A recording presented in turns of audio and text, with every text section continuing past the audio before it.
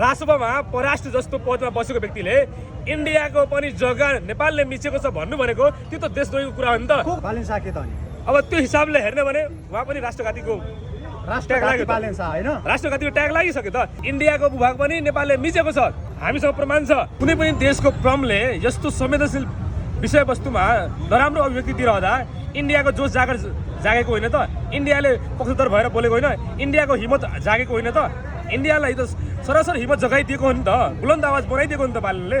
यस्तो अभिव्यक्ति दिइरहँदा उनले ख्याल गर्नु पर्थ्यो र यो अभिव्यक्ति दिने पनि मलाई लाग्छ हिजो अस्ति हामी परराष्ट्र मन्त्रालय गइरहँदा शिशिर खनालसँग हामीले यही विषयवस्तुमा सीमाको विषयवस्तुमा हामीले प्रश्न सोधेका थियौँ कि शिशिरजी यो सीमा विवादको समस्या उत्पन्न भइरहँदा वास्तवमा लिम्पियाधुरा कालापानी लिपुले हाम्रै देशको भूभाग हुँदै गर्दा पनि तपाईँहरूले अहिलेसम्म मौन किन हुनुहुन्छ?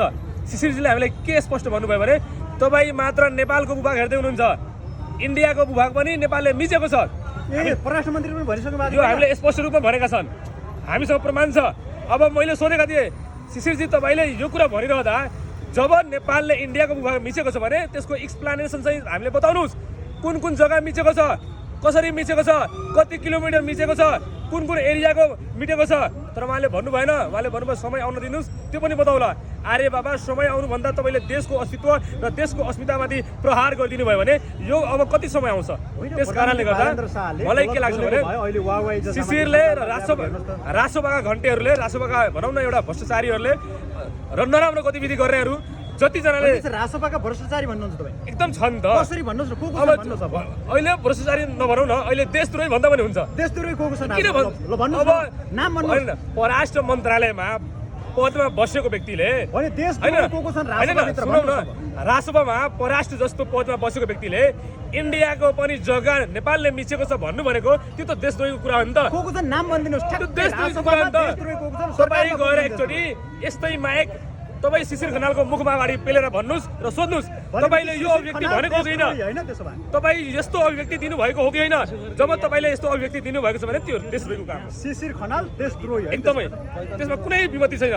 जुन व्यक्तिले परराष्ट्रको जिम्मा सम्हाल्ने व्यक्तिले यस्तो नराम्रो अभिव्यक्ति दिन्छ भने त्यो देशद्रोही हुन्छ। बालेन शाह के त अनि अब त्यो हिसाबले हेर्ने भने उहाँ पनि राष्ट्रघातीको राष्ट्रघाती बालेन शाह हैन, राष्ट्रघातीको ट्याग लागिसक्यो त।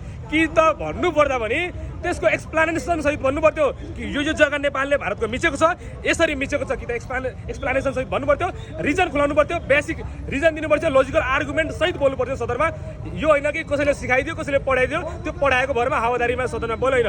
एउटा प्रमले यस्तो बोलेको व्यक्तिमा सदनको गरिमा लुटेको छ, सदनको अस्मितामाथि प्रहार भएको छ। हामी तमाम नेपालीले जाग्नुपर्छ र यस्ता अभिव्यक्ति यदि बालेन्द्र शाहले तत्काल सच्याउन सकेन भने आम नेपाली जनतासँग आम माफी माग्न सकेन भने अब जनताले तिनलाई पनि तल आउँछ।